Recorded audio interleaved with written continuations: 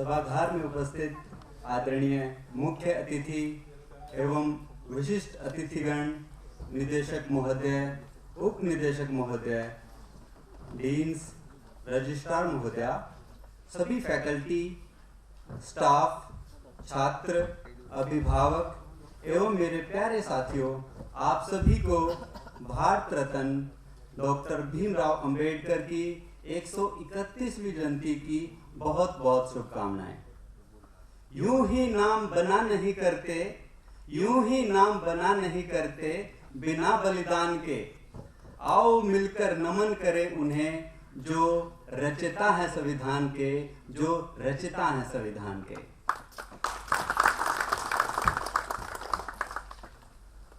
अब मैं professor Purnima Singh, head NRCVB, chairperson organising committee से अनुरोध करता हूं, कृपया मंच पर आकर हमारे मुख्य अतिथि एवं विशिष्ट अतिथिगणों का स्वागत करें। मैम के लिए जोरदार तालियों के साथ स्वागत करें।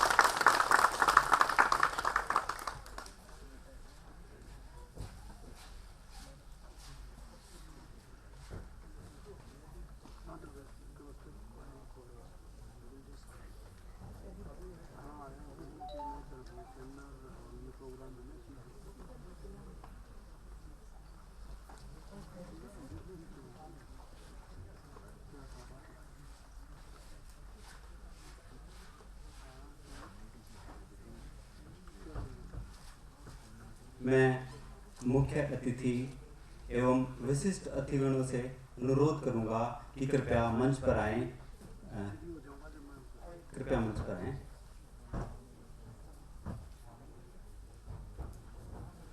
जी।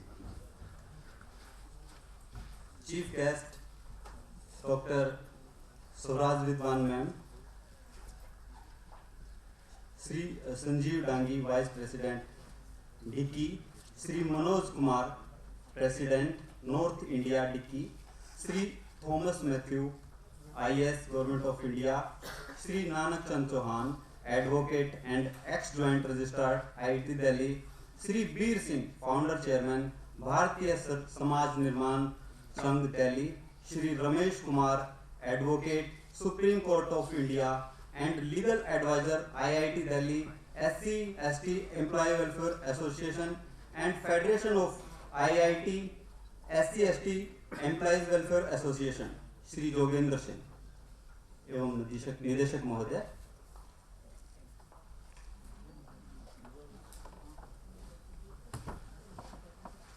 मैं श्री नानक चंद जी से भी रिक्वेस्ट करूंगा, कृपया मंच पे आ जाएं।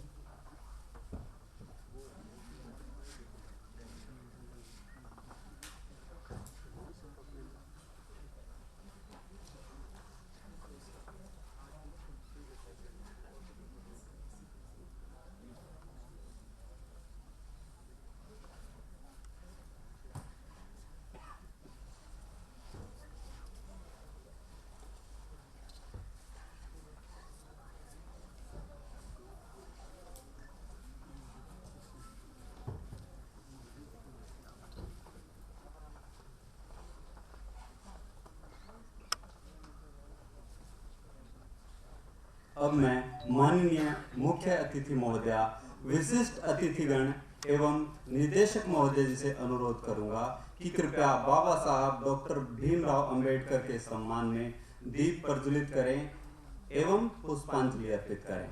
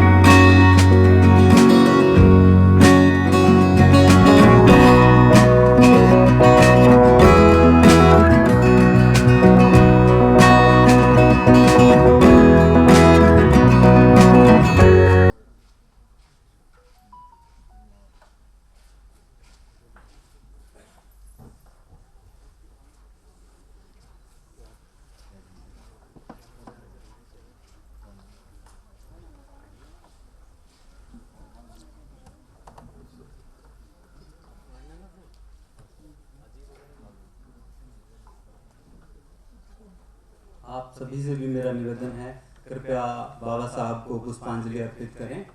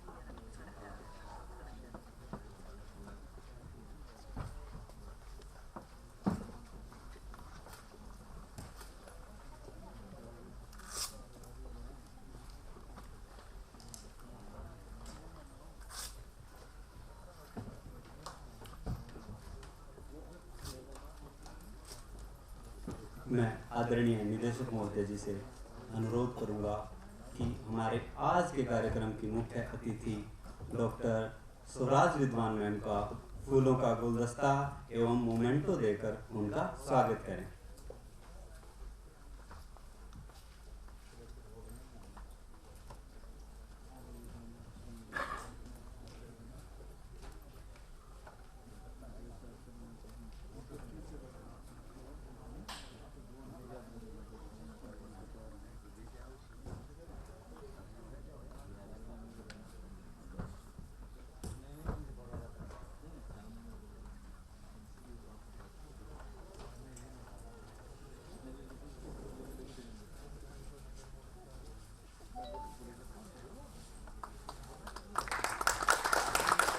कृपया तालियों के साथ स्वागत करें।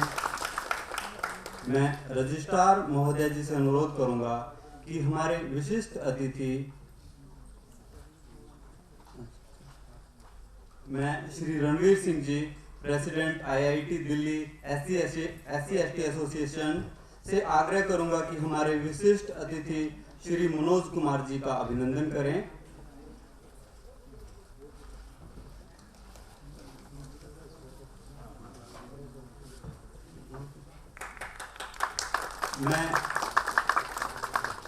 मैं श्री नरेंद्र जी से अनुरोध करूंगा कि कृपया हमारे विशिष्ट अतिथि श्री संजीव डांगी जी का स्वागत करें।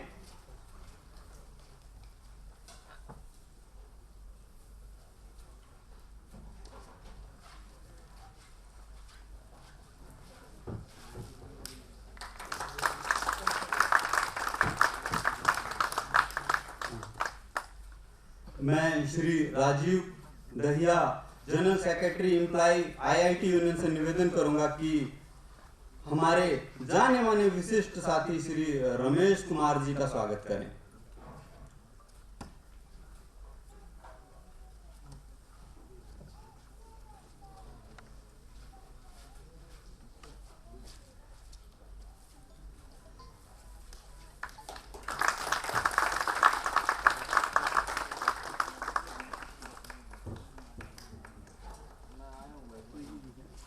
मैं श्री मुकेश चंद जी AR से अनुरोध करूंगा कि हमारे जाने माने विशिष्ट अतिथि श्री नानक चंद जी का अभिनंदन करें।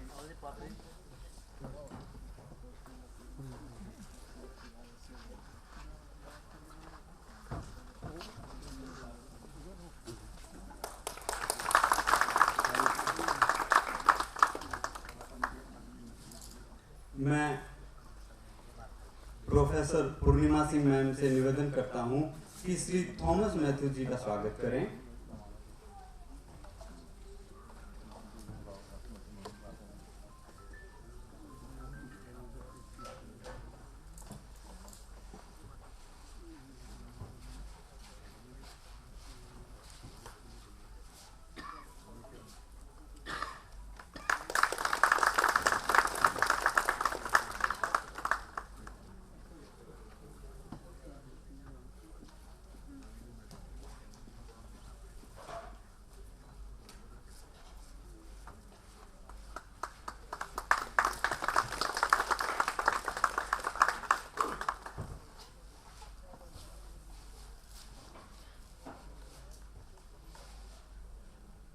मैं रजिस्ट्रार महोदय जी से निवेदन करूंगा कि कृपया हमारे विशिष्ट अतिथि श्री वीर सिंह जी का स्वागत करें।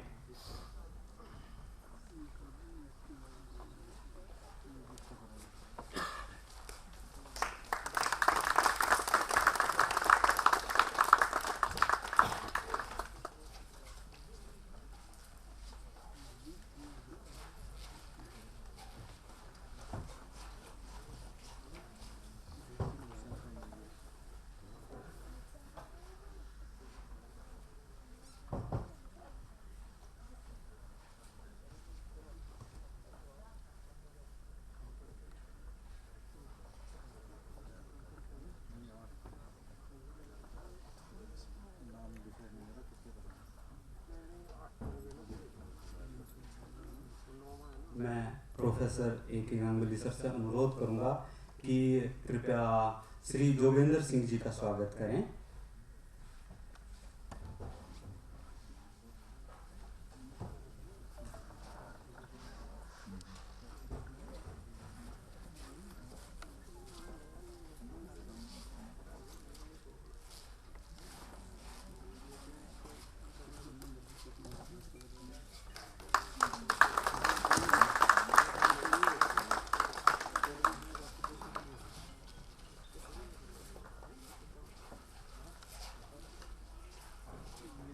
आप सभी का बहुत बहुत धन्यवाद। जब समय का चक्र चलता है तो दिन रात बदलते हैं और जिनके इरादों में जान होती है वो इतिहास बदलते हैं।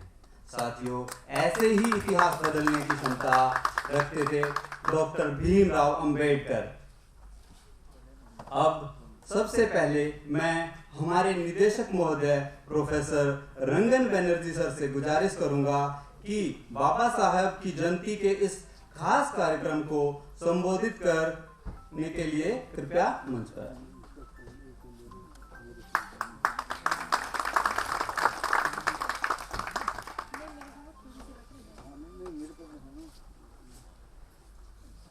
Thank you. On this occasion, I just मैं बोलना चाहता हूँ कि the best way to remember Baba Saheb Ambedkar is to remember his teachings, to remember his respect for fellow human beings, to remember his respect for knowledge, and his belief, and which he showed that he can actually think differently, bring about change. He serves as an inspiration for all of us. And Baba Saheb Ambedkar, his teachings, his vision, we need to follow in his footsteps, and that is the best way we can remember him on this occasion. I would like to welcome and thank all our distinguished guests for sparing time to come here, and thank all of you for being here on this occasion. Thank you.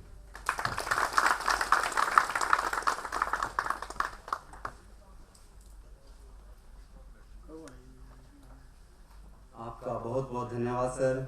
आपने अपना कीमती समय निकालकर कार्यक्रम की शोभा बढ़ाई। धन्यवाद। किसी ने देश देखा तो किसी ने बात देखी, किसी ने देश देखा तो किसी ने बात देखी, किसी ने धर्म देखा तो किसी ने जात देखी। अरे कोई दिल मिला के देख ले तो पता लग जाए कि तुम भी वही थे और हम भी वही हैं, कि तुम भी वही थे और हम भी वही हैं।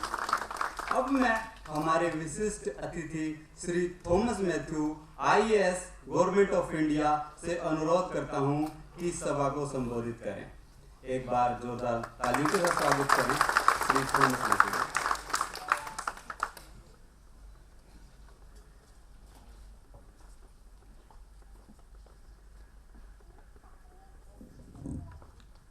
मंच में उपस्थित विशिष्ट अतिथि और भाइयों और बहनों, ये बाबा साहब का जयंती पर if my memory is correct, this is the third occasion I am participating in IIT Delhi. I have retired 12 years back. कहानियाँ नहीं बोलने का है, टाइम नहीं है. I had to go for another meeting, that is why perhaps they have called me early. I was Deputy Secretary in the Ambedkar Centenary Committee of the Government of India in 91-92, that is 31-32 years back. From those days onwards, I have become part of the Ambedkar Samaj or Ambedkar Samaj family. So, आज दिल्ली में आने के बाद मैंने देखा है जयंती का 14 का दिन में और उससे पहले का दिन में और उसके बाद जितना भी दिन चल रहा है, आज इस देश में सबसे बड़ा दुनिया, सबसे बड़ा सेक्शन इंडिया का एक बात कर रहा है, भारत का संविधान को बचाना है, भारत को जनवाद को आगे बढ़ाना है। इसमें बहुत महत्वपूर्ण काम करना पड़ेगा। एक बात ही मैं कहना चाहता हूँ, हमारे देश में अभी हाल ही में जो किसान आंदोलन हुआ है, ये तो 1 साल से ऊपर चला और एक हम जब देखता है स्वतंत्र भारत का इतिहास में इससे बड़ा जीत भारत का झंडा को कभी नहीं हुआ। इस जीत से भारत का झंडा आगे जाएगा। बाबा साहब का दर्शन, जैसे डायरेक्टर साहब ने बताया, बाबा साहब का दर्शन, vision for India, that is our guiding spirit. There is no doubt about that. And the people of India, irrespective of caste, community and religion, are capable of taking that mission and vision ahead. And I am 100% sure that we will reach victory and victory of his vision and mission. ज़्यादा कुछ नहीं कहते हुए, मैं बाबा साहब को नमन करते हुए मेरा बात समाप्त करता हूँ। जय भीम, जय भारत, नमो बुद्धाय।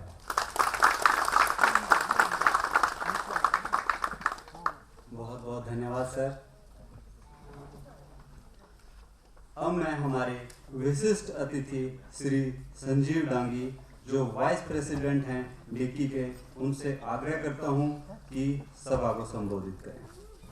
एक बार जोरदार तालियों के साथ स्वागत करें Shri Sanjeev Dangi.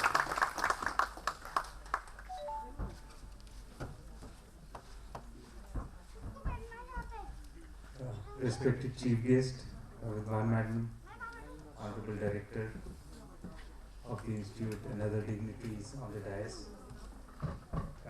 ladies and gentlemen, first and foremost is, I am not an authority on Baba Saheb, but I am here to pay my tributes to him.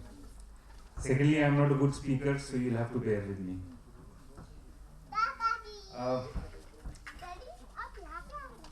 India is such a vast country, इतना diverse है, इतने महानायक निकले हैं इस देश से.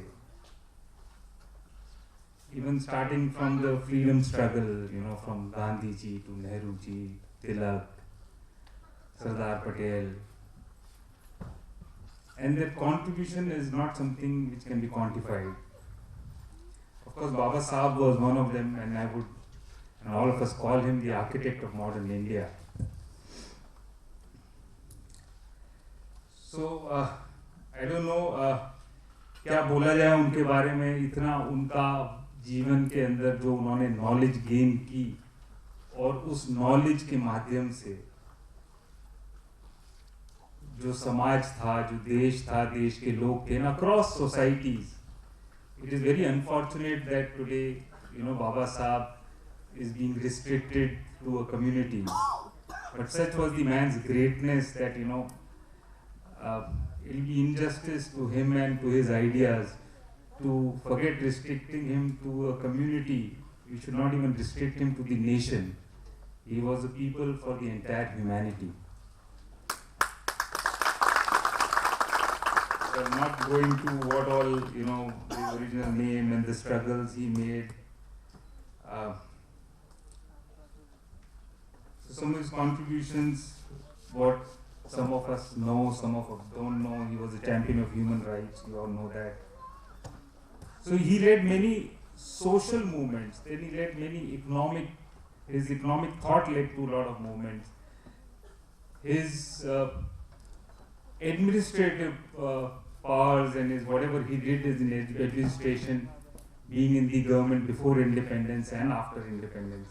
So some of these social movements we all know are about Mahad water tank issue, the temple entry movement which he led, women empowerment.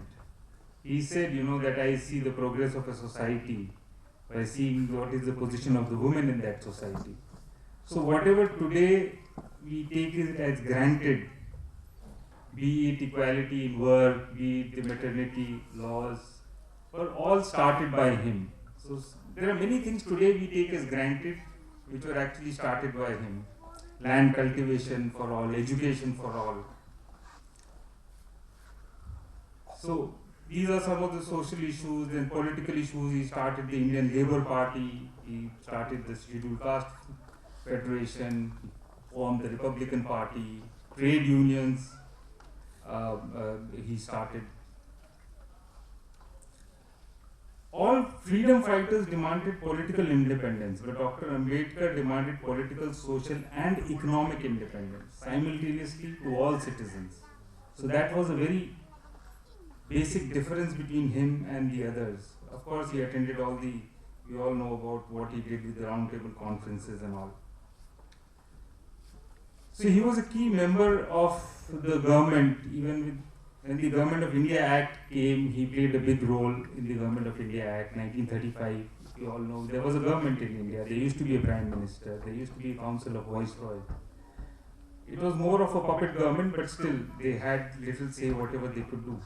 So he served as a Minister of Labour, Irrigation and Viceroy Councils. He was there in the Defence Advisory Committee. And he was instrumental in formation of today what we call as the Finance Commission and the Planning Commission. Planning Commission now of course is called Niti Aayog. And also he helped develop the monetary policy, the mineral resource policies. Today we have a federal structure with a strong center, some projects or some power projects have to be done. It is quite easy to do, but in those days when the Hirakud project and the Hirakund, Son Valley, Damodar Valley were going, there were a lot of disputes because of the local, the kings or the federations. So he helped resolve all of them. So he was a great arbitrator also that way. He was of course the first man to talk about the linkages of rivers, which we are still talking about, and I don't know what are the pros and the cons. A lot of environmental issues are there, or what but anyway, so that was his contribution on the economic side, on the development side. Then a lot of things like labor laws. Pehle labor used to be from sunrise to sunset. सूरज उगेगा से सूरज डूबेगा तब तक काम करना है. And of course, some sections of the society used to work for 18-20 hours. So he's the one who started a 8-hour working culture. He made laws for that. Various labor laws he made for women, for child. As I already mentioned, the maternity laws. Provident fund he started. Health insurance for employees he started. Minimum wages. He's the person who got minimum wages. RBI also was conceptualized on his whatever the guidelines and the working style of the books, of the work presented by Dr. Ambedkar to Hilton Commission. 3 books he wrote, very important books in economy. One was Administration and Finance of East India Company, Evolution of Provincial Finance in British India, and The Problem of the Rupee, Its Origin and Solutions. To study Baba Saheb, and as Honorable Director mentioned, that we should know, what was his views about knowledge, to apply them to the people. We should follow his teachings. So to understand Baba Saheb, follow his teaching, it's a vast subject. All of us, at least I cannot inculcate all that he thought. So we at Dalit Indian Chamber of Commerce and Industry are focused on his economic thought. Whatever economic thought he gave us, we are trying to follow his thoughts, and we are trying that this country, especially a section of the society, especially the scheduled caste and scheduled tribe, who have been historically left behind because of various reasons, we give them an economic push, we give them economic empowerment. And we think that economic empowerment will lead to the political and social empowerment. See, we all read about atrocities today all over the country. But please understand that atrocities are directly linked to the economic status of the person. There are no atrocities on me or to many of the dignitaries here in this hall. Only the poor is, I won't say that all of us are not discriminated against, but it is the poor who is most discriminated. And he or she is most vulnerable for atrocities. So we at Dickey think that economic empowerment not only will lead to their social and political empowerment, but we also want this 25% of the population to become contributors in the national economy via the growth. So very briefly, I work for a business chamber called Dalit Indian Chamber of Commerce and Industry. I am the National Vice President. We have been there for about 17 years. On 14th April 2005, on Baba Saheb's birth anniversary, we formed this organization from Pune, and today we have a pan-India presence. We have offices and chapters in all these states. We also have 7 chapters abroad, including the US, UK, UAE, Japan, Australia, South Africa. So,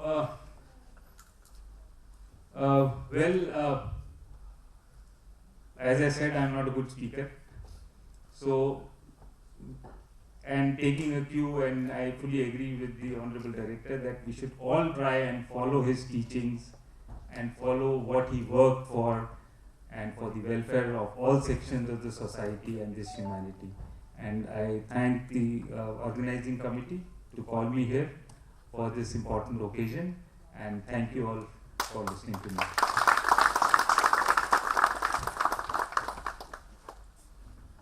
बहुत बहुत धन्यवाद sir.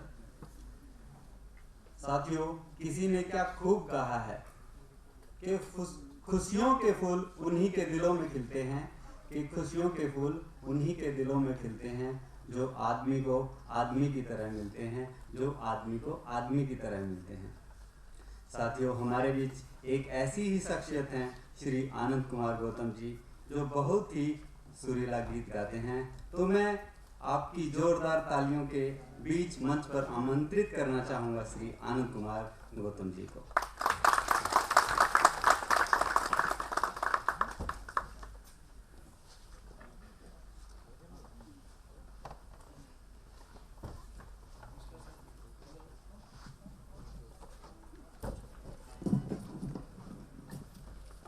Hello, नमस्कार साथियों।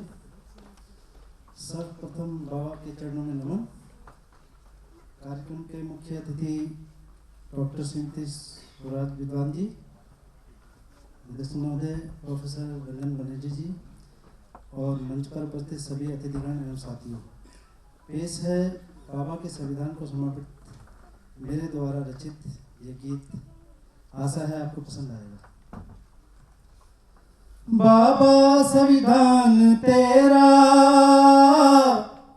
दुनिया से है निराला, बाबा संविधान तेरा दुनिया से है निराला, बाबा संविधान तेरा दुनिया से है निराला, बाबा संविधान तेरा दुनिया से है निराला, बाबा संविधान तेरा दुनिया से है निराला, पहुंचा शिखर पे भारत ये अभिमान है हमारा, पहुंचा शिखर पे भारत ये अभिमान है हमारा, बाबा संविधान तेरा। बिना जात पात के तुमने महिलाओं को दी है ताकत, बिना जात पात के तुमने महिलाओं को दी है ताकत, पिछड़ों को आगे बढ़ाया ये उपकार है तुम्हारा, बाबा संविधान तेरा दुनिया से है निराला, बाबा संविधान तेरा। दिलाया दर्जा बराबरी का बना के संविधान तुमने, रखेंगे इसको कायम संकल्प है हमारा, बाबा संविधान तेरा दुनिया से है निराला, बाबा संविधान तेरा। जय भीम।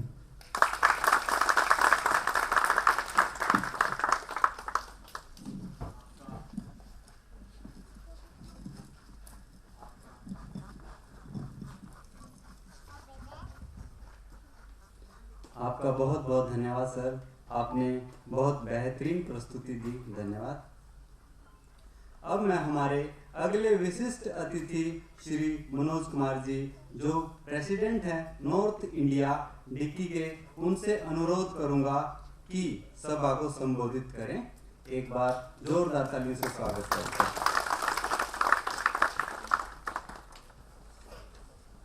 Thank you sir. सबसे पहले तो मैं आप सभी को बाबा साहब की जो जन हम बना रहे हैं उसके लिए मुबारकबाद देना चाहूँगा, और एक रिक्वेस्ट भी करना चाहूँगा, बीच में काफ़ी लोगों के मोबाइल फ़ोन्स जो है बज रहे हैं तो उसे प्लीज़ साइलेंट मोड पे कर लें। Thank you very much. Honourable chief guest doctor Swaraj Vidwan ji, guest of honour Shri Sanjeev Dangi ji, Shri Thomas Mathew sir, Shri Nanak Chand ji, Shri Bir Singh ji, Shri Ramesh Kumar ji, professor Rang Banerjee director Sahab, and professor Ganguly ji, and doctor Deepika Bhaskar ji, and all professor students and जितने भी सदस्य हैं, आप सभी का यहाँ पर स्वागत है। मैं आप सबके सम्मान में एक बात कहना चाहूँगा कि वैसे तो मुझे कोई गम नहीं है मुसरत का, मगर मौसम नहीं है। यहाँ पर हर शख्स अपने आप में मुकम्मल, किसी का कद किसी से कम नहीं है। आप सभी के लिए एक बार जोरदार तालियां।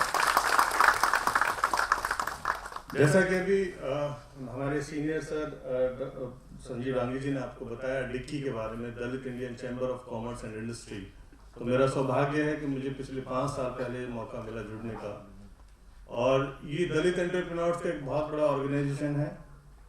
एंड बाबा साहब का जो एक थॉट है, इकोनॉमिक थॉट, उस पर हम काम करते हैं।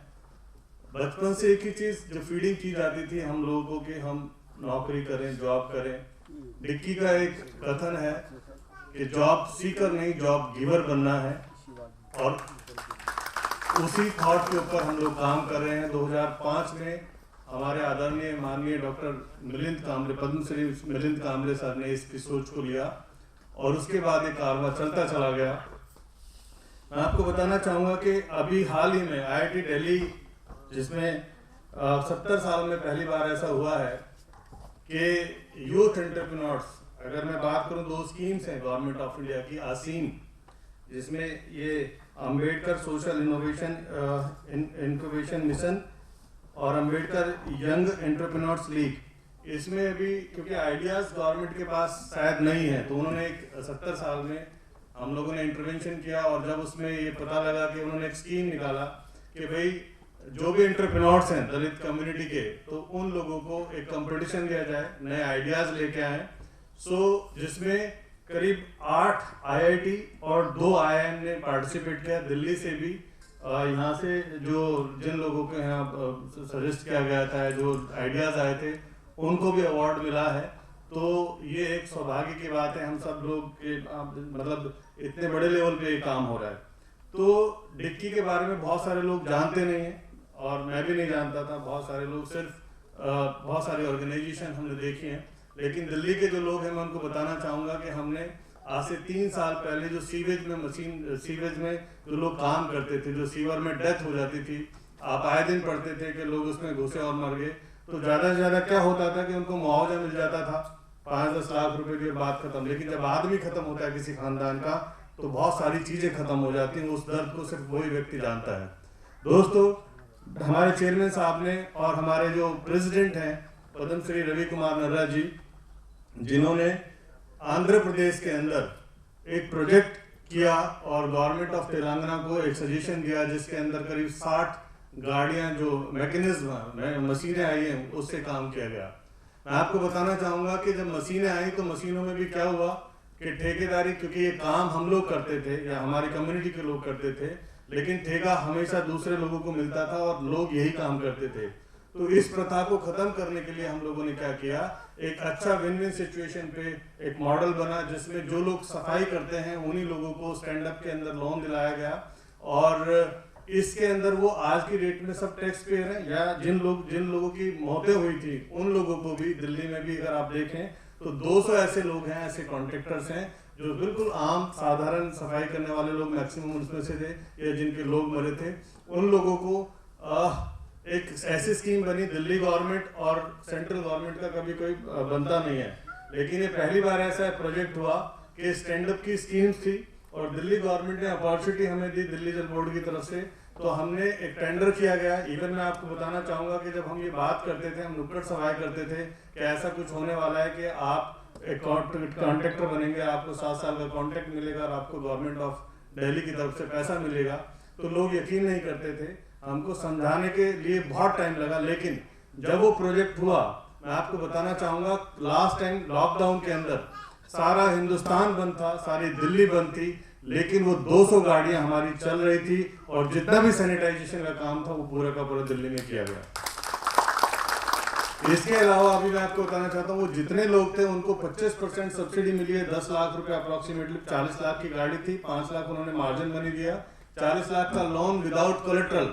और ये शायद आपने पहली बार सुना या देखा होगा कि जब हमने ये कॉन्ट्रैक्ट किया तो SBI का डायरेक्टर आके 200 लोगों को बिना डॉक्यूमेंटेशन के आके आपको सैंक्शन लेटर दे के गया, 40 लाख रुपए का सैंक्शन लेटर बिना डॉक्यूमेंट्स के। तो ये एक अचीवमेंट हम लोगों ने किया और अभी 150 गाड़ियां और अभी आई हैं और अभी अपॉर्चुनिटीज आएंगी। तो बोलने वाले काफी सारे लोग हैं। मैं आपको बताना चाहूंगा कि Dalit Indian chamber of commerce and industry अकेला ऐसा संस्थान है जो पूरे हिंदुस्तान भर में काम कर रहे हैं। कल हमारी यूपी के मंत्री जो आसिम अरुण जी हैं, पहले वो DIG थे, उनके साथ कल मीटिंग हुई हमारी, मैं वहीं पे था।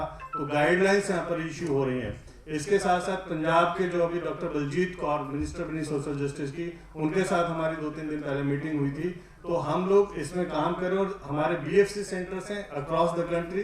साउथ एक्सटेंशन पार्ट 1 में हमारा ऑफिस है। जो भी लोग बिजनेस करना चाहते हैं या उनको दिक्कत है, कोई भी एक डर जो है वो निकल सकता है, आप आइए और हम पूरा का पूरा आपको हैंड होल्डिंग करेंगे। इन्हीं शब्दों के साथ मैं अपने वाणी को विराम देता हूँ। जय भीम, जय भारत। Thank you.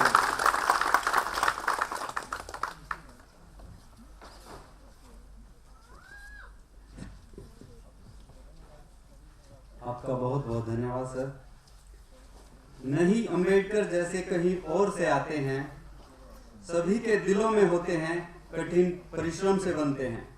हमारी काबिलियत ही बने पहचान हमारी, जयंती भीम की ये संकल्प लेकर मनाते हैं, ये संकल्प लेकर मनाते हैं। साथियों, कार्यक्रम को आगे बढ़ाते हुए मैं हमारे अगले विशिष्ट अतिथि श्री नानक चंद जी, एडवोकेट एवं हमारे IIT दिल्ली के ज्वाइंट रजिस्ट्रार भी रह चुके हैं, उनसे अनुरोध करता हूं कृपया आज के इस विशेष कार्यक्रम को संबोधित करें। जोरदार ताली से स्वागत करें sir.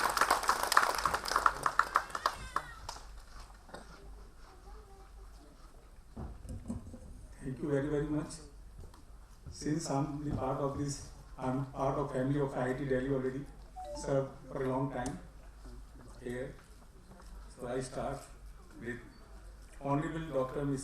Swaraj Vidwan, Chief Guest of this function today. Honorable Professor Rangan Banerjee, Director IIT Delhi. Professor A.K. Gangli, Deputy Director S&P. Dr. Ms. Deepika Bhaskar, Registrar IIT Delhi. Respected Sanjeev Dangi ji, Sri Manoj Kumar ji, Thomas Matthew ji in absentia, Veer Singh ji, and respected Ramesh Kumar ji, Advocate Supreme Court of India, Mr. Joginder Singh ji, and all the faculty members, deans, my friends, ladies and gentlemen, and small children who are the future of India. मेरा आपको इस function में आज 131वीं जन्मोत्सव पर बाबा साहब की मेरा आपको प्रेम भरा नमस्कार एवं स्वागत। इनफैक्ट पहले हम लोग यहाँ मतलब फंक्शन करते रहे हैं, उसमें मैं भी एक पार्टिसिपेंट रहा हूँ। मैं थोड़ा सा कुछ चीज़ें हैं जिन पर थोड़ा सा ये बोलते हुए प्रकाश डालता चलूँगा, क्योंकि कुछ चीज़ें हमारे दिमाग में हैं, हमारे समाज के दिमाग में हैं, जो थोड़ी थोड़ी कहीं धुंधलापन है वो खत्म होगा। सबसे पहले तो ये कि समाज के अंदर सभी लोग पक्षपाती नहीं हैं। ऐसा नहीं है कि अगर हम बाबा साहब को ही देखें तो उनकी भी सबसे पहले जो मदद आई, उनकी एक तो सबसे पहले जो उनके अध्यापक थे आदरणीय महादेव अंबेडकर जी, जिन्होंने अपना नाम दिया, वो भी ब्राह्मण थे। और जो बड़ौदा के थे साहू जी महाराज थे, जिन्होंने उनकी हेल्प की। तो कहने का मतलब है कि उन्होंने प्रतिभा देखी और उन्होंने कहा कि भाई एक होनहार एक प्रतिभा है जिसको चमकना चाहिए, जिसको मौका मिलना चाहिए।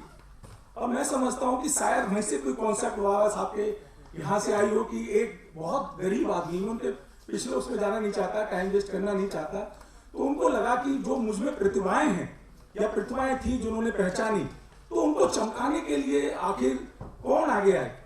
जो रिजर्वेशन सिस्टम आया, फेलोशिप्स आई, स्कॉलरशिप्स आई, इतने गरीब घर से बच्चे निकले और उनको लगा था कि इनका जो फ्यूचर है, इनका भविष्य है, वो बनेगा कैसे। अगर मान लो कि उन्हीं की कोई मदद नहीं की गई होती तो शायद हम उन महापुरुष को नहीं जान पाते। साहू जी महाराज हैं, बड़ौदा के महाराजा जी थे और सबसे पहले तो उनके अध्यापक थे। मैं समझता हूँ कि घर के बाद अध्यापक ही एक ऐसी मतलब इतनी बड़ी सोर्स है कि जो आदमी को मामूली सी मिट्टी को मूर्ति के रूप में एक उसे बहुत चमत्कारी चीजें बना देता है। तो यहाँ से उनका प्रारंभ जीवन हुआ। और ये बाई चांस है कि जो मेरे गुरु भी हैं वो भी मतलब ब्राह्मण हैं, उनका नाम भी संसारचंद भारद्वाज है। तो कहने का मतलब है कि कुछ हम अपने दिमाग में हमारे दिमाग में कुछ चीजें रहती हैं कि नहीं ये हाँ ये है, यहाँ हमारे साथ कुछ हाँ डेफिनेटली है, इसमें दो राय नहीं है कि ऐसा नहीं होता है। उसमें भी कुछ हमारे समाज के लोग हैं, जहाँ है इतना बड़ा देश है, इतनी विविधताएं हैं, इतनी डाइवर्सिटीज हैं, तो ऐसा होना संभव हो पाता है। तो मैं शुरुआत करता हूँ बाबा साहब के इस ढंग से कि इस दो लाइनों के साथ कि पृथ्वी पर ऐसे फरिश्ते भी आते हैं, पृथ्वी पर ऐसे फरिश्ते भी आते हैं, लोग जिनके गीत मुक्त कंठ से गाते हैं, विदा लेने के बाद भी दुनिया से वो इसी तरह पूजे जाते हैं। उनका इतना बड़ा योगदान होता है कि अगर एक महान शब्द लगाए तो बहुत छोटा लगता है, माँ हाँ खत्म। लेकिन वो जो इतना समाज में इतना मतलब मेरे शब्दों को माइंड मत कीजिए, मेरी भावनाओं को समझिए, इतना खतरनाक परिवर्तन इस देश को देके गए हैं कि जहां से उन्होंने सोचा कि एक जो गुलाम तबका है, आमतौर पर एक ही धारणा है कि लोगों को गुलाम बनाओ, चाहे वो ब्रिटिशर्स रहे हो, फ्रांस रहा हो, स्पेन रहा हो, जर्मनी रहा हो, लोगों को गुलाम बनाओ और राज करो। लेकिन ये एक ऐसा शख्स था कि जिसने गुलाम को आजाद बनाकर राज किया, जिसकी वजह से हम आज उसको याद करते हैं। और मैं जब मैं पढ़ाई करता था तो बाबा साहब के मैं पढ़ाया नहीं गया। माफी चाहूंगा कि हमारा सिलेबस ही ऐसा बना देश में कि बाबा साहब के बारे में हमें कभी पढ़ाने का मौका नहीं मिला। हाँ, लेकिन मैंने आदरणीय अब्राहम लिंकन के बारे में काफी पढ़ा। जब भी मुझे मौका मिलता था किताब में उनके बारे में पढ़ता था। आज मैं उनको मेंशन नहीं करूंगा तो ये मेरी बहुत बड़ी मूर्खता होगी। मैं उसको इसलिए याद करता हूँ कि जब वो 1861 से 1865 वो प्रेसिडेंट कैसे बने आपको मालूम है, आपको यूट्यूब पर सबको मिल जाएगा कि कहाँ से निकल के और कैसे वो प्रेसिडेंट ऑफ यूएसए बने। और मैं तो 2-3 ही प्रेसिडेंट को जानता हूँ, एक पहला जॉर्ज वॉशिंगटन और 16 president of USA United states of America हमारे अब्राहम लिंकन जी। मैं उनकी उस सोच को दाद देता हूँ। कभी भी सोचता था बचपन में और आज भी सोचता हूँ, जिसने ये सोचा प्रेसिडेंट ऑफ इंडिया बनने के बाद, जैसे बाबा साहब कहीं भी पहुंच गए तो उन्होंने एक चीज को, एक तत्व को याद रखा, मैं वहां से निकल कर आया हूं, मेरा रास्ता उत्पत्ति का वहां से है, उनको कौन देखेगा। इसी प्रकार मैं अब्राहम लिंकन जी को भी याद करता हूं कि जो आदमी प्रेसिडेंट ऑफ यूएसए बना और उसने अपनी कुर्बानी दे दी जान की, किस लिए कि उन्होंने स्लेवरी को अबॉलिशन किया, उन्हें स्लेवरी को समाप्त किया, उसने एक्ट पास किए। हालांकि बाद में और इतने बल्कि इतना बड़ा वो हीरो थे जो जिन्होंने उनका मर्डर किया, सिर्फ इसी बात पर कि वो गरीबों को, जो गुलामों को एक आजाद आदमी बनाना चाहते। उन्होंने स्लेवरी एक्ट बनाया, स्लेवरी एबोलिशन एक्ट, और उनकी अपनी जान देकर उसकी कीमत चुकानी पड़ी। और आज का भी जो सोशल सिस्टम है, अब तो खैर परिवर्तन आ रहा है। जैसे संत कहते रहे हैं कि सभी संतों का एक पैगाम, हालांकि मान नहीं रहे हम लोग कि सभी संतों का एक पैगाम, अरे मानव मानव एक समान। इसमें कौन सी विचित्र बात है। आने का रास्ता, जाने का रास्ता, खाने का रास्ता, सब चीजें, खाने का रास्ता, हर चीज तो एक ही है। मुझे समझ में नहीं आता कि इतने जो महान संत आए वो एक ही बात कहते रहे कि भाई मानव मानव एक समान। लेकिन हम अनफॉर्चुनेटली, दुर्भाग्यवश इस बात को हम समझ ही नहीं पा रहे हैं। आज हम कहां पर, आज हम मार्स की बात करते हैं, हम मार्स से पहुंच रहे हैं। चांद तो हम पता नहीं कितने दिन पहले, कितने वर्षों पहले चले गए थे। एवरेस्ट पता नहीं कितने सालों पहले फतेह कर ली थी। अब तो बहुत मतलब एवरेस्ट एक आम चीज बन गई है। अब मार्स की बात करते हैं और स्टार्स की बात करते हैं, बड़े बड़े ग्रहों की बात करते हैं। एलन मस्क कहते हैं कि मैं वहां दुनिया बसाऊंगा, पता नहीं क्या क्या बात करते हैं। और आज हम कहां फंसे हुए, ये काला है, ये छोटा है, ये बड़ा है, ये मोटा है, ये तोता है, ये पता नहीं क्या क्या चीजें पड़े। मुंह से रखेंगे तो गोली मार देंगे, कपड़ा अच्छा पहनेगा तो ये कर देंगे। अरे भाई, समाज का परिवर्तन है। परिवर्तन तो एक चीज, दुनिया में एक ऐसी चीज है जो परमानेंट है, रहेगा। If anything is permanent in the world, in the universe, that is change. Without change nothing can happen in the world.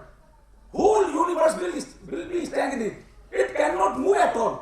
आज देखिए IIT सिस्टम, जब हमारा देश आजाद हुआ तो थे 1961 में आए, 1959 में आए, बाद में आए सारी चीजें, साथ में साइंस टेक्नोलॉजी बाद में आई, जिससे परिवर्तन आ रहा है।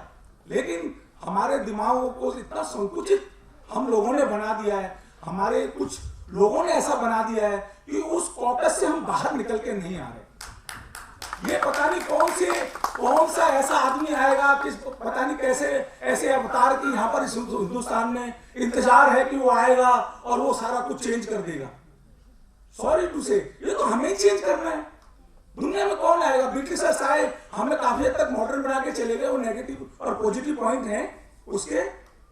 लेकिन परिवर्तन तो हमें ही लेके आना है, हमारे माइंडसेट को चेंज करना है। और मैं ये कहूंगा कि जो बाबा साहब, जो मैं थोड़ा सा उनके बारे में बताता हूं जो मैंने पढ़ाया और ये ऑलरेडी अवेलेबल है, कि बाबा साहब इतने जिंदा दिल आदमी थे, इतने जिंदा दिल और बिल्कुल लालची नहीं थे। लालच नाम की उनके, अगर लालच होता तो फिर तो उनके पीढ़ियों की पीढ़ियां बदल जाती। मैं आपको एक छोटा सा वाक्य बताता हूं और ये ऑन रिकॉर्ड है जो मैं बोलने जा रहा हूं, कि जब बाबा साहब ने कहा कि भाई मैं हिंदू पैदा हुआ हूं, मरूंगा नहीं, उस समय आज के हालात ऐसे हैं तो उस समय क्या था, एक सिंगल आदमी, one army man, one man army उस समय लड़ाई कर रही थी इतने बड़े सिस्टम से, लड़ाई कर रही थी। आज तो पता नहीं हम कितने लोग हैं, कितने पढ़े लिखे हैं, कितने वकील, इंजीनियर्स, ना जाने साइंटिस्ट कितने हैं, जो हम अभी भी परिवर्तन नहीं लेकर आ पा रहे हैं। उस समय उनको कहा, हैदराबाद के निजाम ने उनको कहा कि मैं आपको इतने टन सोना दूंगा, रिकॉर्डेड है ये, जो मैं बोल रहा हूँ रिकॉर्ड में, इतना आपको करोड़ों रुपए दे दूंगा, इतना तो सब कुछ कर दूंगा, अगर मान लो वो उसको एक्सेप्ट कर लेते। और मैं तो कहता हूँ कि उसी पैसे से वो इलेक्शन लड़ते तो प्राइम मिनिस्टर बनते, पता नहीं क्या क्या बनते वो, या नहीं बनते तो बाहर जाके कुछ भी बन जाते। बाद में ओबामा प्रेसिडेंट ऑफ इंडिया को, प्रेसिडेंट यूएसए नहीं बने, इस तरह से वो भी अपनी जिंदगी को गुजार सकते थे। यहाँ पर दलितों के लिए जो लड़ाई कर रहे थे, संघर्ष कर रहे थे, उनको उसकी क्या जरूरत थी? जरूरत ये थी कि आज हम उनको याद करते हैं, वो हमारे दिल पे राज करते हैं। और उन्होंने उस बात को ठुकरा दिया कि नहीं, मैं माफी चाहूंगा, मतलब मैं शब्दों को कहने से पहले कि उनको कहा कि आप इस्लाम बन जाइए, आप मुस्लिम बन जाइए, उन्होंने कहा नहीं, मैं नहीं बनूंगा, पैसे के बल पे नहीं बनूंगा। अगर पैसा ही एक ऐसी चीज है तो पता नहीं मैं तो वहीं पर प्रोफेसर बन जाता, पता नहीं क्या क्या बन जाता, जहां पे इतनी सारी डिग्रियां लेकर आए, जो तोल के भाव हैं, वो 26 डिग्रियां उनके पास थी, जो इंडिया के पास उस समय भी नहीं थी और कहीं के पास आज भी नहीं है। एंड ही वाज, मैं उसके बारे में नहीं जानना चाहता, he was the first BSc in whole Asia, not in only in India.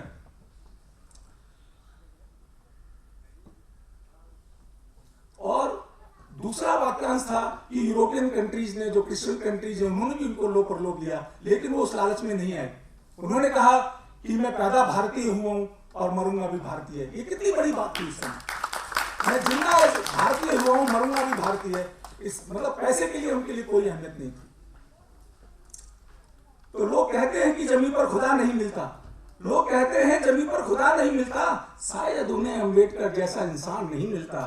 किस्मत वालों को ही मिलती है पनाह किसी के दिल में, यूं ही हर शख्स को जन्नत का पता नहीं मिलता। तो जिन्होंने जन्नत दिखाई हमें, वो बाबा साहब अम्बेडकर थे।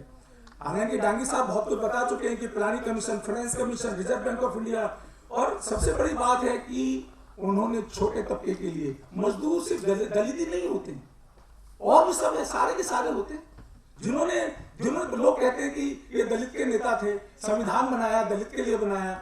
आज हमारा देश चल रहा है, दोस्तों मैं माफी चाहूंगा कहने के लिए, मेरे को हालांकि अधिकार नहीं है ये कहने के लिए। आज पाकिस्तान देख लीजिए, अफगानिस्तान देख लीजिए, और कितने कंट्रीज देख लीजिए जहां पर सिस्टम ही नहीं है। आज हमें बाबा साहब इतना सॉलिड कंक्रीट सिस्टम देके गए, जो हमारी नींव को कोई अब छू ही नहीं सका, और सिस्टम इतना बढ़िया चल रहा है। और हमारे प्राइम मिनिस्टर जो आज की तारीख में है, वो भी कुछ कहते हैं कि मैं चाय वाला था, अब संविधान की वजह से आज मैं प्राइम मिनिस्टर हूं। ऐसा सिस्टम देखिए। और मैं दूसरे कंट्रीज के बारे में बोलना नहीं चाहता, लेकिन सबको पता है कि कंट्री चल ही नहीं पाए, कंट्रीज नहीं चल पाए, उनमें संविधान ही नहीं है। उसमें संविधान अगर है तो कुछ ऐसी चीजें नहीं है जो सब पर लागू होता हो, जो सबको ध्यान में रख के बनाया गया हो। बाबा साहब ने जिन्होंने इतने सारे संविधानों को पढ़ा, अपना कंट्रीब्यूट किया, और छोटे से छोटे तबके का भी उसमें ध्यान रखा गया, जिसकी वजह से आज भी हमारा संविधान बहुत अच्छे ढंग से चल रहा है। तो कॉन्सेप्ट ऑफ पेंशन कैसे आई साहब, मिनिमम वेजेज एक्ट के लिए उन्होंने फाइट किया, प्रोविडेंट के लिए उन्होंने फाइट किया। और सबसे बड़ी बात है कि हिंदू कोड बिल, जो हिंदू कोड बिल आया, उसमें तो उन्होंने परिवर्तन ही कर दिया इतना सारा, जिसके लिए उन्होंने रिजाइन करना पड़ा। उन्होंने कहा महिला तो सिर्फ दलित में नहीं है, महिला तो इस पूरे सृष्टि की जननी है। जहां पर कोई कहता है कि इसको मंदिर में नहीं जाने देंगे, या अपवित्र है, ये शूद्र से भी बेकार है। अरे जो आदमी को जन्म देती है वो पवित्र है, और जो खुद है वो अपवित्र हो जाएगी, ऐसा कैसे हो सकता है? इतना मतलब हमारे देश की बात है, मैं नाम नहीं लेना चाहूंगा मंदिरों के, जहां पर उनको कहा कि नहीं, उनको कोर्ट जाना पड़ा और उनको कहना पड़ा कि राइट टू इक्वलिटी है, ये बराबर की दर्जी है। एक माँ जो बच्चों को देती है वो पवित्र हो जाता है, और माँ जन्म देने के बाद अपवित्र हो जाती है। ये तो मेरे ख्याल से इंडिया में ही सुना जाता है, जहां पर चूहे, बिल्ली, कुत्ते, पता नहीं किस किस की पूजा होती है, किस किस की पूजा होती है, किस किस की नहीं होती। लेकिन एक आदमी को छोड़ के बस वो वहां पर, बस कहाँ कमी है कि एक इंसान की पूजा नहीं है। वहां पर यह है कि वो हमारे घर में नहीं आ सकता, हमारे उसमें नहीं आ सकता, परछाई भी नहीं आ सकती। अगर रास्ते से जाएगा तो उसको धुला जाएगा, उसको ये किया जाएगा, सीट पे बैठ जाएगा तो ट्रांसफर हो जाएगा, तो उसको दूध से धोआ जाएगा। पता नहीं, ये समझ नहीं आ रहा कि सबकी पूजा होती है, बंदरों की भी होती है, सबकी होती है, सब चीजें, लेकिन एक इंसान को मतलब इंसान का दर्जा मिलने में दिक्कत होती है। चलिए, मेरे पास एक्चुअली टाइम थोड़ा कम है, मैं जल्दी से इसको करूंगा। तो इस बारे में मैं ये कहूंगा कि जहां इंसान को इंसान नहीं माना जाता, तो वहां किसी ने कहा है, इस दौरे तरक्की का अंदाज निराला है, इस दौरे तरक्की का अंदाज निराला है, यहाँ जहनों में अंधेरा है दोस्तों, सड़कों पे उजाला है। और दोस्तों कॉन्स्टिट्यूएंट असेंबली की एक बात कहूंगा, 9/12/1946 को हुई, डॉक्टर राजेंद्र प्रसाद जिसके प्रेसिडेंट थे, और दूसरी मीटिंग 13/12/1946 में हुई, जिसमें हमारे उस समय पंडित जवाहरलाल नेहरू ने एक पर्पस ऑफ कॉन्स्टिट्यूशन की बात कही थी और सब लोगों ने सुनी थी। ये यूट्यूब पर भी अवेलेबल है, आपको मिल जाएगा। तो वहां पर उनको कहा कि भाई हमारा पर्पस ऑफ कॉन्स्टिट्यूशन ऐसा होना चाहिए, कैसा होना चाहिए, सब लोग सुनते रहे। तो बाबा साहब ने कहा कि अगर किसी भी कॉन्स्टिट्यूशन के अंदर justice based on social, economic, political, अगर इस पर आधारित नहीं है, सोशल, इकोनॉमिक एंड पॉलिटिकल पर बेस नहीं है, तो कोई हमारा ही कॉन्स्टिट्यूशन तहस हो जाएगा, मामूली से पेज के पन्ने रह जाएंगे, इनका कोई मानने वाला नहीं है। जब तक economic, political and social equality नहीं होगी समाज में, समाज का परिवर्तन नहीं किया जाएगा। और उनको पता था कि अगले प्राइम मिनिस्टर पंडित जवाहरलाल नेहरू होने वाले थे, और पूरी सभा के अंदर किसी ने किसी बात को नहीं रखा, सिर्फ हमारे बाबा साहब अम्बेडकर थे जिन्होंने इस बात को रखा कि नहीं, ये होना बहुत जरूरी है कॉन्स्टिट्यूशन में। और दोस्तों मैं इंडियन जुडिशियल सिस्टम की बात करूंगा, बस इसके बाद मैं ज्यादा बात नहीं करूंगा। काफी लोग कहते हैं कि हमारा जो न्यायिक सिस्टम है, भगवान ना करे कि मैं आजकल एडवोकेट हूं, लोगों की सेवा करता हूं, कि किसी का वहां पर कभी पाला पड़े, किसी को जाना पड़े, कि हमारा जुडिशियल सिस्टम, लोग कहते हैं कि बड़ी करप्शन है। जनाब मैं ये कहता हूं कि पूरे हाई कोर्ट में देख लीजिए, जब से देश आजाद हुआ है और आज तक कितने दलित वहां पर जज बने हैं। आज की तारीख में सुप्रीम कोर्ट ऑफ इंडिया को देख लीजिए, हमारे केरल के एक एमपी है ब्रूटसी, और उनका एक भाषण है, पार्लियामेंट्री भाषण, उसके पढ़ के देख लीजिए, उसको सुन के देख लीजिए आप, कि कोई भी बहुत मुश्किल से आते हैं, हमारे जो दलित वगैरह बनाए नहीं जाते हैं, बनते हैं तो उन पे कोई आरोप लगते रहते हैं। और जुडिशरी, मैं समझता हूँ, चलिए हम लोग इनकम्पिटेंट हैं, मैं समझता हूँ जो कॉम्पिटेंट हैं, जिनके पास अधिकार है, वो तो सिस्टम को दुरुस्त बनाए, वो तो सिस्टम को अच्छा बनाए, ऐसा सिस्टम बनाए जो बाबा साहब ने दिया। चलो कोई बात नहीं, उसमें कमियां हैं, आज आपके हाथ में सत्ता है, आज आपके हाथ में पावर है, यू आर इंडिपेंडेंट, आप स्वतंत्र हैं। एक ऐसा देश चलाने के लिए सिस्टम बनाए जो करप्शन फ्री हो, जिसकी जुडिशरी एक्सीडेंट से काम करे। मैं ज्यादा नहीं जानना चाहूंगा। स्वामी नारायण मंदिर यूएसए जो आज की तारीख में बन रहा है, मैं इस बात को बहुत ही स्पेशल मेंशन करना चाहूंगा कि वहां एक कभी आया, यूट्यूब पर है ये, कभी ये हमारे नॉलेज में आया, मैं भी तब देख रहा था एक दिन, कि वहां पर एक मोहन लाल आदमी की डेथ हो गई काम करते करते। पता चला वो राजस्थान की वहां काफी लेबर गई हुई है, और पता चला तो कि वो भी दलित समाज से, वहां पूरी लेबर दलित समाज की काम कर रही है। और आप देखेंगे मुंह से मूर्ति बोलने वाली मूर्तियां बना रहे हैं वो लोग दलित, जिनको बाद में मंदिर जाने की इजाजत नहीं हो, शायद आज तो होगी, तो वो लोग मूर्तियां बना रहे हैं, ऐसी मूर्तियां जो बस कहने की देर है, वो मुंह से बोल देंगी, बात करने के लिए तैयार हैं, ऐसी मूर्तियां काम कर रही हैं। ये हमारे नॉलेज में तब आया कि दलित भाई वहां काम कर रहे हैं मोहन लाल जी के मर जाने के बाद। नहीं तो पता नहीं चलता, पता चलता कि मूर्तियां कौन कलाकार बना गए, वो शायद ऊपर से आए होंगे आसमान से जिन्होंने बनाई होंगी, लेकिन वो राजस्थान की लेबर है जो दलित हैं, और वो मूर्तियों का काम और नक्काशी का काम, मंदिर बनाने का काम बखूबी से कर रहे हैं। जिसको कहते हैं कि टैलेंट नहीं है, ये तो बस ऐसे ही है, ये सब गलत बातें हैं, गलत धारणाएं हैं, इसलिए मेरे को कहना पड़ रहा है।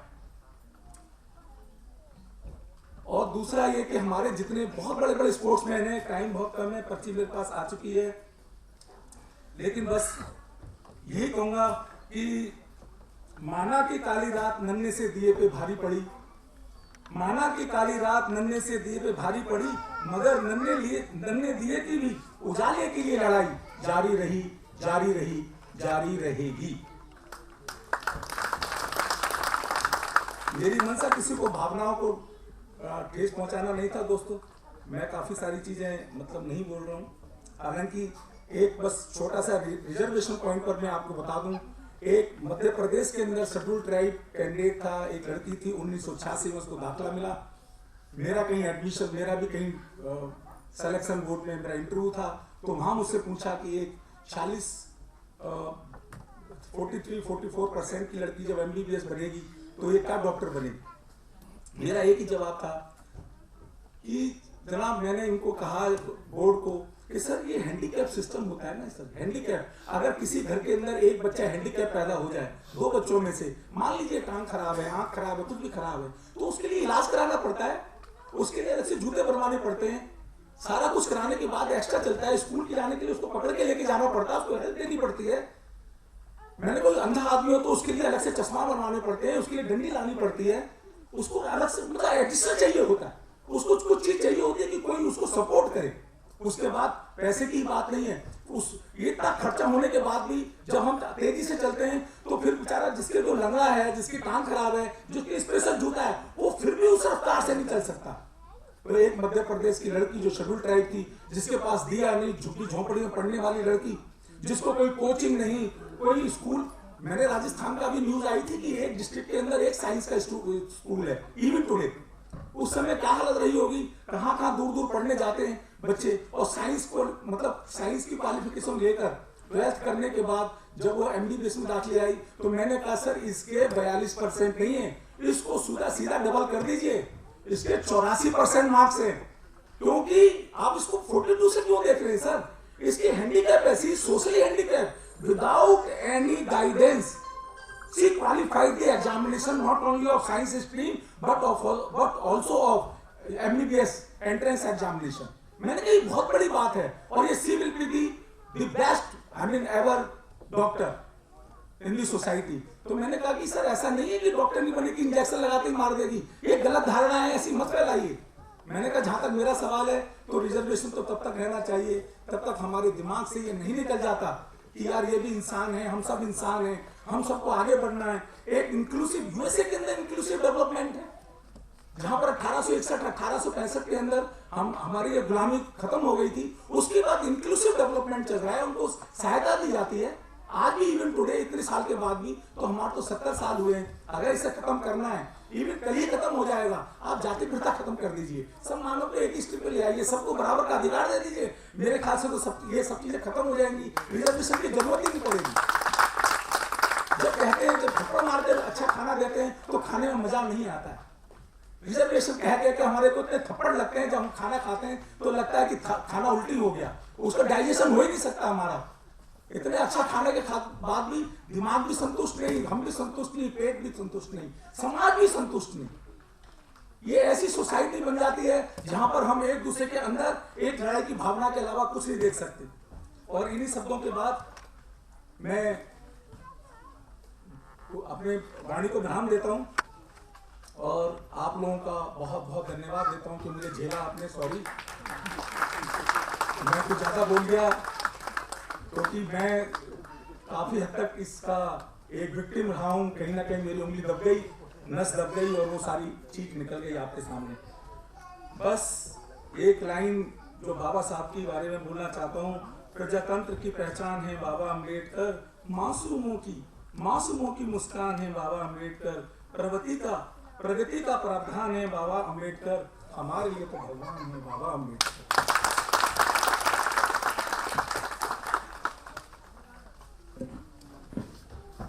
बहुत बहुत धन्यवाद सर, आपने इतनी महत्वपूर्ण जानकारी दी। साथियों, अब मैं मंच पर आमंत्रित करता हूं श्री गिरीश पात्रे, जो बाबा साहब का एक बहुत ही सुंदर गीत आपके सामने प्रस्तुत करेंगे। श्री गिरीश पात्रे जी।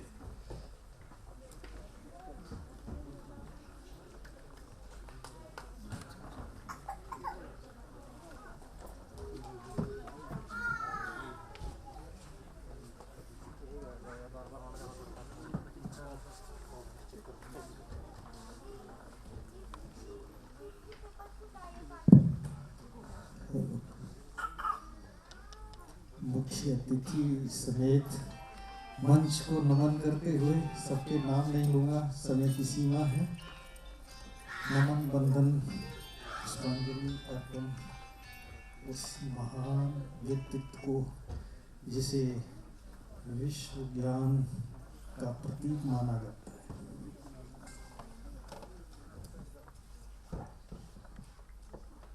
तो कैसे बाबा साहब को, अभी वकील साहब बहुत कुछ कह गए अपनी रो में, हमारे दागी साहब ने भी बहुत कुछ कहा है, उन्हीं शब्दों को थोड़ी सी पोएट्री के रूप में। तो कैसे बाबा साहब को हम सब भुला पाएंगे, ये वो महान हस्ती है जो युग युग याद आएंगे। बहुत बहुत धन्यवाद। हमारी मुख्यमंत्री महोदया ने तालियां बजाई, आप लोगों ने भी कुछ क्या झिझक है तालियां बजाने में। एक बार जोरदार तालियां इस आयोजन के कार्यकर्ताओं के लिए बजा दीजिए, कुछ तालियां अपनी सेहत के लिए बजा दीजिए। तालियां बजाने से एक्यूप्रेशर होता है, आपकी सेहत ठीक होती है, आपकी हंसी में 4 चांद लग जाते हैं। तो एक बार अपनी सेहत के लिए तालियां बजा दीजिए। कुछ लोग झिझक रहे हैं, चलिए झिझक भी होती है, कोई बात नहीं। ये वो महान हस्ती है जो युग युग याद आएंगे। तो आओ करें अपने बाबा का बंदन, आओ करें भीम बाबा का बंदन। राम जी भीमाबाई के नंदन, राम जी भीमाबाई के नंदन। आओ करें महानायक का बंदन। शोषित जनों में स्वाभिमान जगाया, शोषित जनों में स्वाभिमान जगाया। सबको सम्मान से जीना सिखाया, सबको सम्मान से जीना सिखाया। शोषितों की लंदन में आवाज पहुंचाई, शोषक वर्ग की नींद उड़ाई, शोषक वर्ग की नींद उड़ाई। मैं जल्दी जल्दी बोल रहा हूँ क्योंकि समय की सीमा है, रुक नहीं रहा हूँ। दुनिया को शिक्षा देने वाले भारतीय संविधान रचने वाले, भारतीय संविधान रचने वाले। आओ करें अपने नायक का वंदन। शुभ इच्छाओं की ज्योति जगाई, अमन रमन की राह बनाई। मैं बता दूं ये नाम जुड़ गए हैं। शुभ इच्छा मेरी बेटी का नाम है, she is MSc MEd, she is working as a TGT in government. और अमन मेरे बड़े बेटे का नाम है, रमन छोटे बेटे का नाम है। अमन म्यूजिक टीचर है, गवर्नमेंट जॉब छोड़ दिया है, अपना काम कर रहा है। रमन DDA में असिस्टेंट डायरेक्टर है, SBI से भी छोड़ के आया है वो। तो ये इस महान व्यक्तित्व की देन है। मैं कोई अपनी तारीफ नहीं कर रहा हूँ अपने बच्चों की या अपनी, इस बाबा का वंदन कर रहा हूँ। तो शुभ इच्छाओं की ज्योति जगाई, अमन रमन की राह बनाई। आओ करें बाबा साहब